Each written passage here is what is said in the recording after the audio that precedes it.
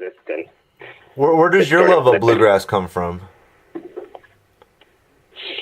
Well, I think like all the guys in Greensky, we came to bluegrass from the non-traditional Doors, the Grateful Dead. That was that was my rabbit hole, was the Grateful Dead, Old and Away. And for me, it wasn't even so much. I liked, randomly enough, it makes me sound like a bluegrass fraud, but like for me, I'm only recent, like in the last several years, has my love for the Dead really blossomed. But I was a Phish kid, in college, and I loved all this. I loved how they played, the sort of like traditional bluegrass songs, Old Home Place, and I liked how Rocky Top. I don't know. And it's novelty, but from them, then all of a sudden you're listening to like, you get into the jam band world, and then there's Bela Fleck and the Flecktones, which is bluegrassy, but also like really jazz. But you're hearing these banjo sounds, and then next thing I knew, I was listening to like, I remember Alison Krauss even, who is a much more like polished, sort of popular rendition of bluegrass than I listen to now. But like listening to Alison Krauss and Union Station being like, this is just great music, and I love the textures of bluegrass. I'm a classical cellist by education.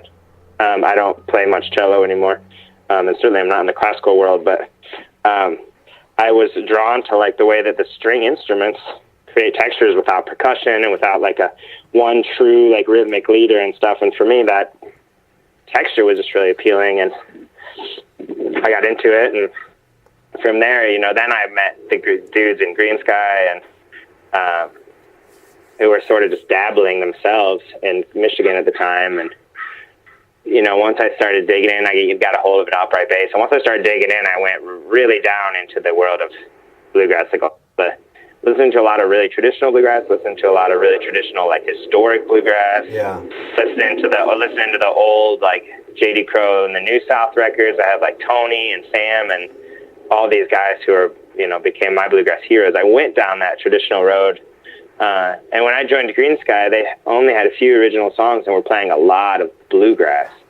I remember, for my first years in Greensky, I really think that we were a very bluegrass band. And that's kind of what we were going for. And then I remember at one point we had to sort of like decide early on. It's funny, we decided to decide what and who we were, and we decided that we weren't going for, that it wasn't us to go for this real traditional bluegrass thing. And then maybe we didn't even really have the skill set for it, but we did have a different sound and a more progressive sound and a more rock and roll sound that we wanted to go for. And I remember making the decision that we were not going to be a traditional band. And then, I don't know, since then we've stopped deciding what we are and what we aren't, and just kind of gone with who we are and what we know. And we're just, Greensky is the type of band that we have to be like truly ourselves, because I think that's the only way you can grow is if you feel comfortable in whatever direction you're moving into, Yeah, it's like we have to be us, or we're not going to be.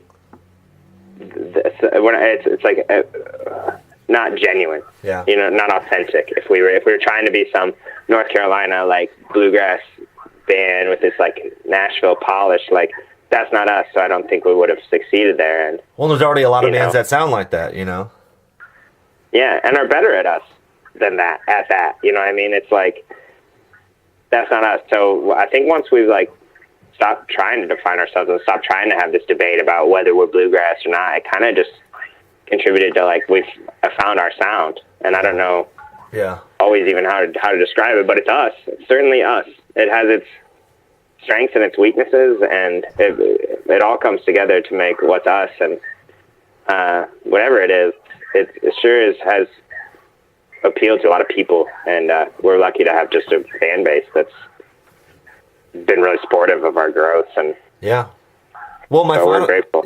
My final question was, all this immersion on your part in bluegrass and string music, what is it that separates that genre and that style from other genres? What do you take away from it the most?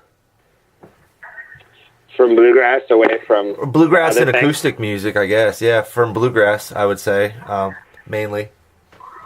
Yeah, tell me if I'm not answering your question exactly, but I listen to very little bluegrass. At this point, I listen to a lot as I was sort of like learning, and I think that is safe to say for most of my band members, we have diverse and sort of eclectic tastes, and spend very little time listening to bluegrass. Really very little time listening to any modern jam music as well. I mean, I know that each of us, like, I listen to a lot of like Jerry Garcia Band and the Grateful Dead and stuff, and it's just all the kind of awesome music I like to have on in the background all the time.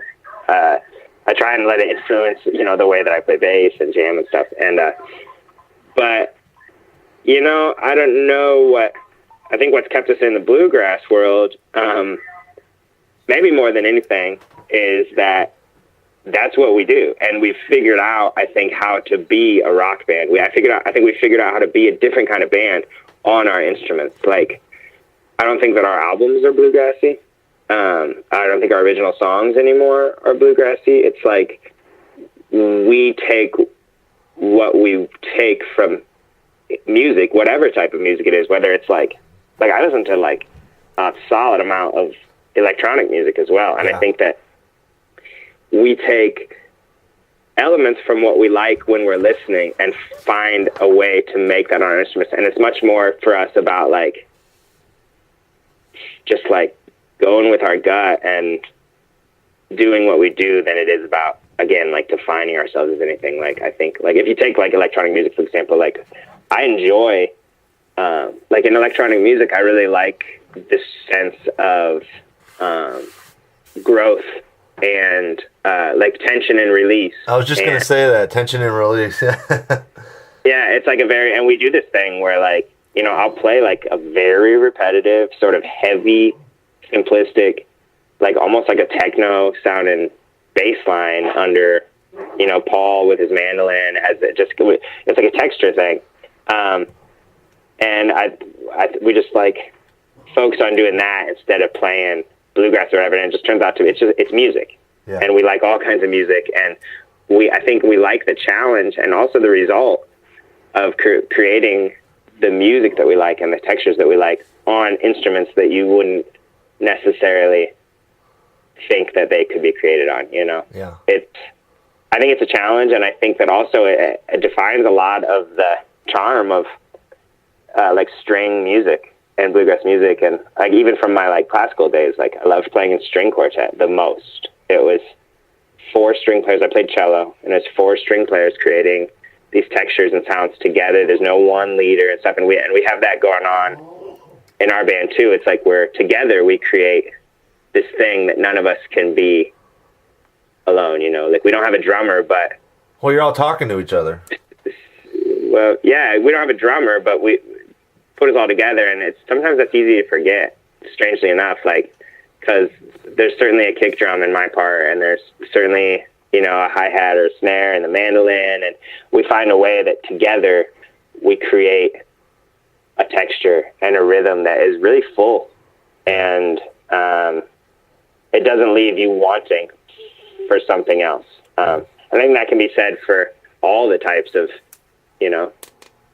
bluegrass and string music. It's like, it's what it is, and I think it's more charming. That wasn't me, was it?